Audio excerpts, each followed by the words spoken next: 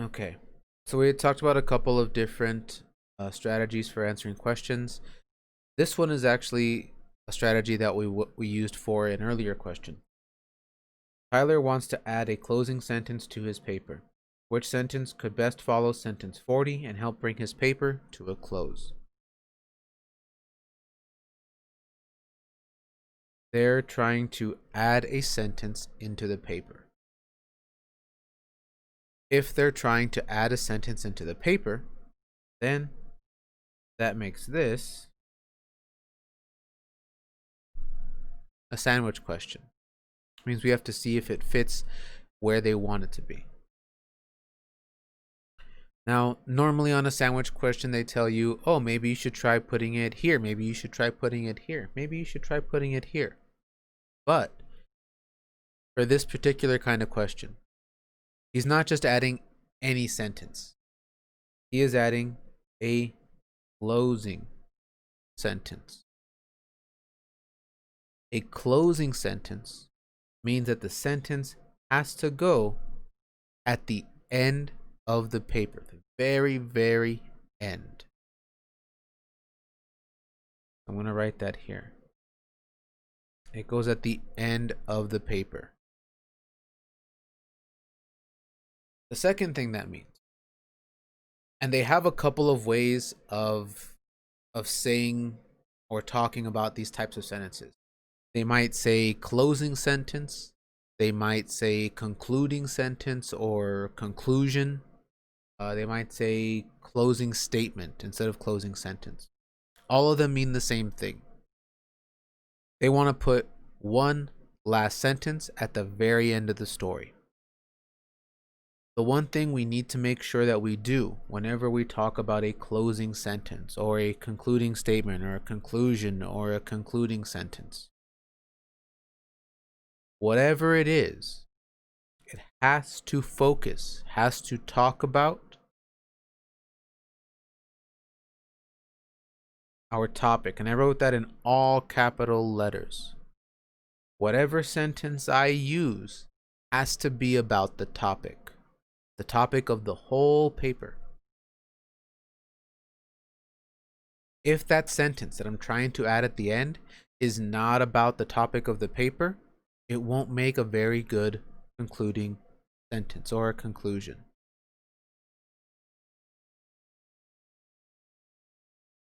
We read this story yesterday. Who can tell me what was the topic of this story? What was the story focused on, or what was it talking about? Jadine?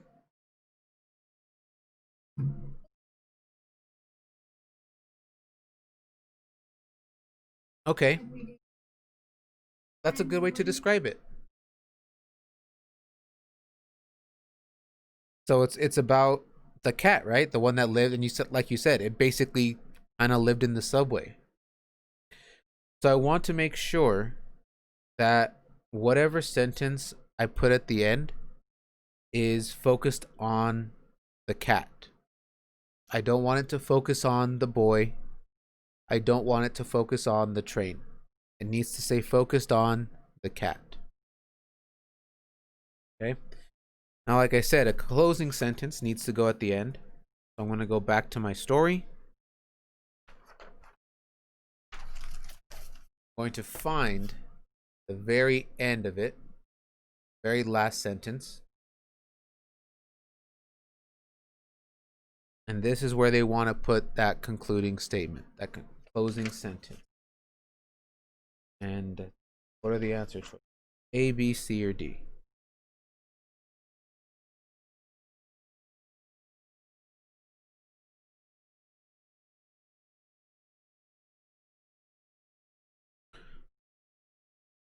So just like we did with the other sandwich question, I'm going to read the sentence before, and then I'm going to read my answer choice.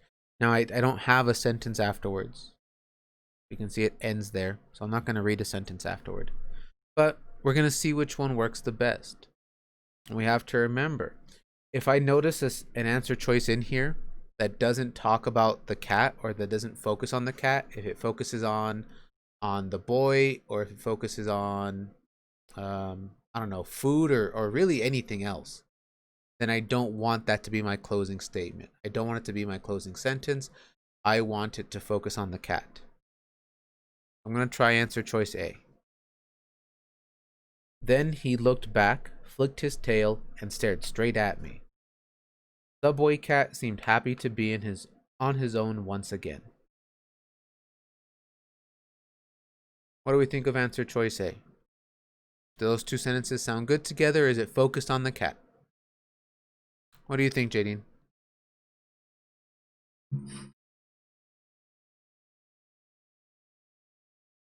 Okay. So I want to keep my eyes on that. Because again, look at what word they used. Best.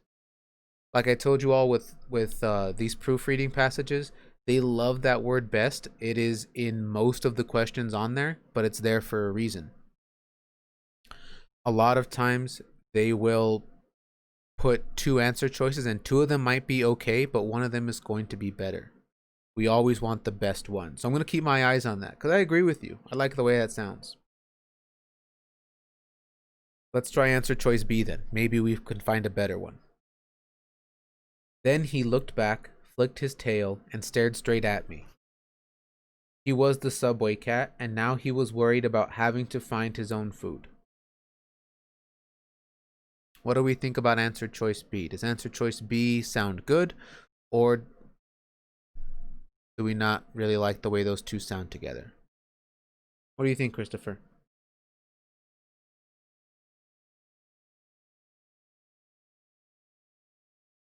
Good or not good?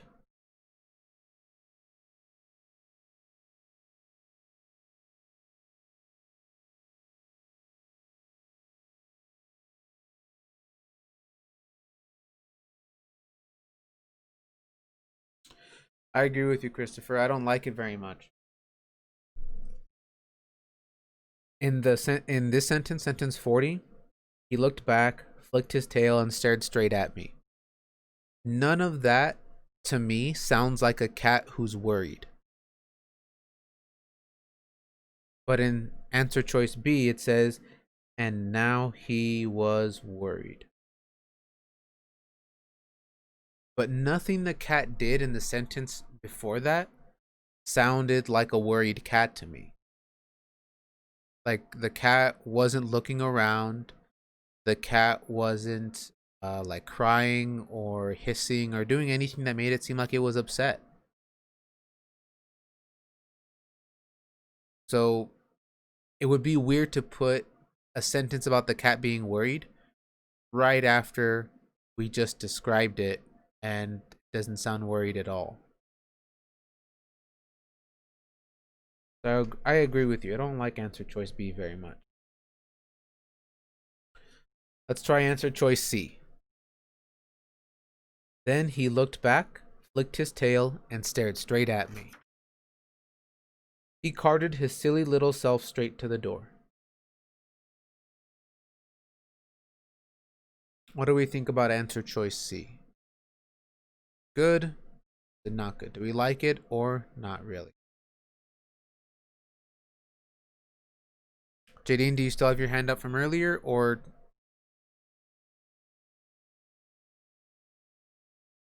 okay? I just didn't know if you had an answer, if you wanted to answer this one or not. Christopher, what do you think? How does that sound like as an ending sentence? Does it sound good, or does it not sound good?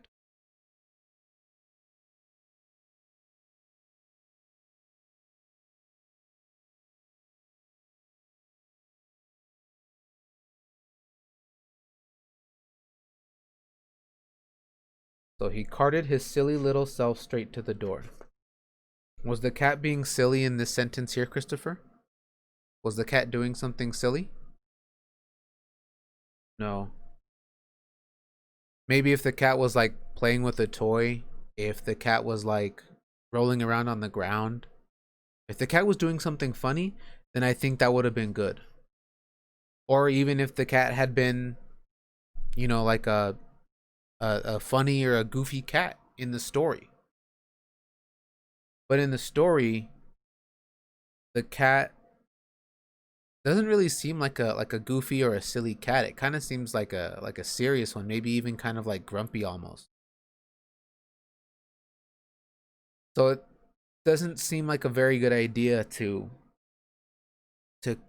wait till the end and then kind of call it, silly.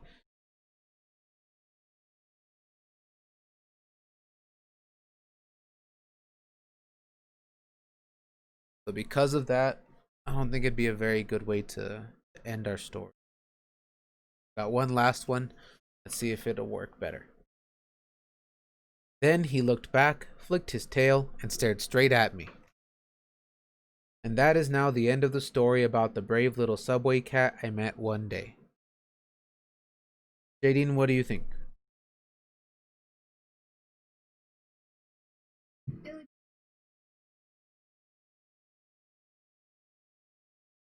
Okay, so it could be maybe okay, but it's not focused on the cat. Okay. One thing I will tell you, one piece of advice.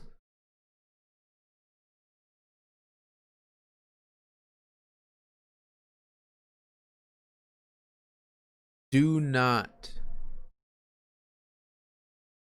just like we've talked about with our own writing. When we finish our own writing, like with the prompts that we've worked on before, I've told you all, do not put anything like the end, or that's it, or that's all, or anything like that. Never, ever, ever do that. The reason is, when you get to the end of a piece of writing and there's no more writing, your reader's going to know that's the end. You don't have to tell them.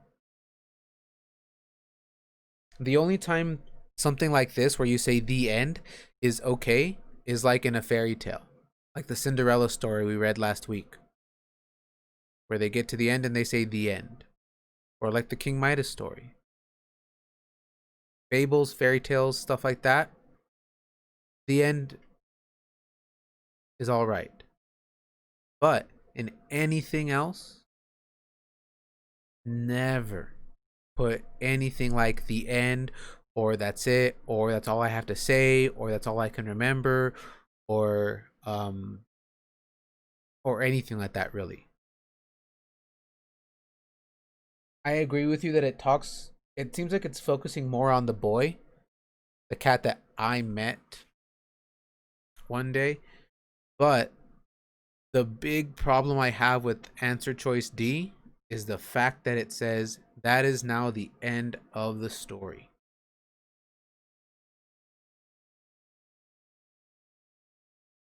Really, really, really, that is a very bad way to end your writing.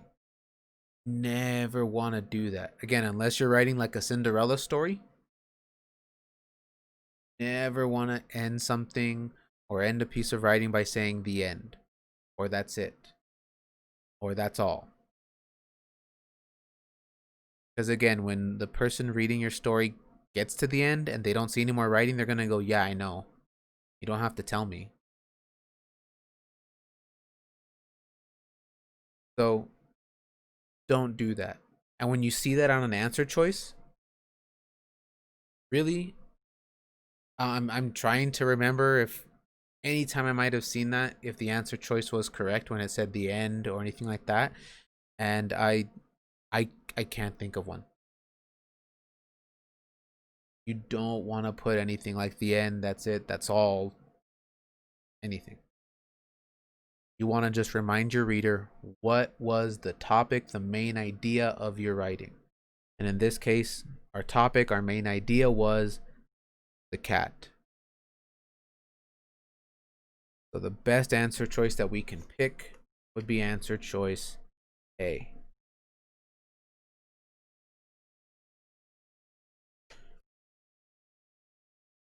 Before I go on with anything, I want you all to notice something. Okay?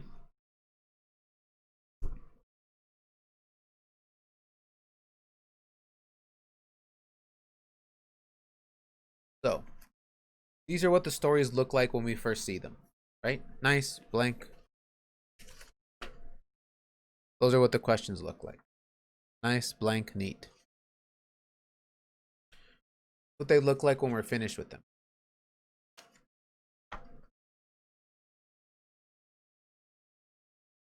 Whenever we work on something like this, you don't want your paper to look nice and neat and clean like this. You want your paper to have those notes, those ideas that you're writing down to yourself. You want your paper to have those places where you're trying out all these different answer choices, using your strategies. Yes. And you might think, well, I know what the strategies are. I can just do them in my head, right? Like I can just remember them. I've told you all before in math. The more things you try to keep in your head and remember all at the same time, the harder it is for you. It doesn't get harder for anyone else, but the more stuff you try to keep in your head at one time and hold it all, the tougher it gets for you. It's like if you went into your house and you got all of the plates in your house and you made one big pile, one big stack, and then you tried to pick all the plates up at one time. You got this big, huge, tall stack of plates. It's going to be really difficult for you to pick them up and move them around without dropping any or breaking any. If you pick up one or two plates, it's a lot simpler. Not nearly as hard to move that one or two plates around, to not drop them, not break them. The same thing is true of your brain and your thoughts. The more thoughts you have in your head at one time, it's like adding another plate. Every thought is like another plate on the pile. And if you try to pile too many things, you're going to start losing some. They're going to start falling. You're going to forget them. Or they're going to start breaking. You're going to start not remembering things correctly. So write it down. Once it's on your paper, you don't have to worry about remembering. Like if I had started on this question,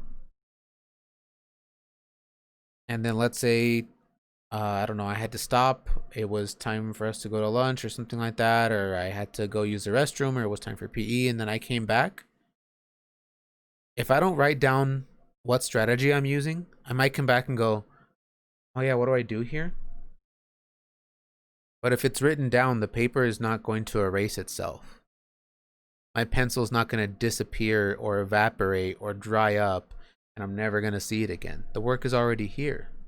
I can really quickly see, oh yeah, this is the strategy I'm using. Or even, oh yeah, I checked that answer choice already. Now I need to check this one.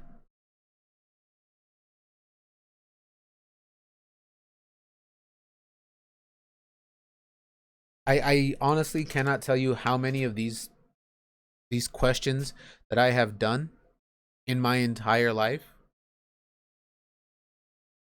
because I went through school and then I became a teacher and then I was teaching. So I really cannot tell you how many of these I have done, how many questions like this I have answered. I still do not leave my questions blank.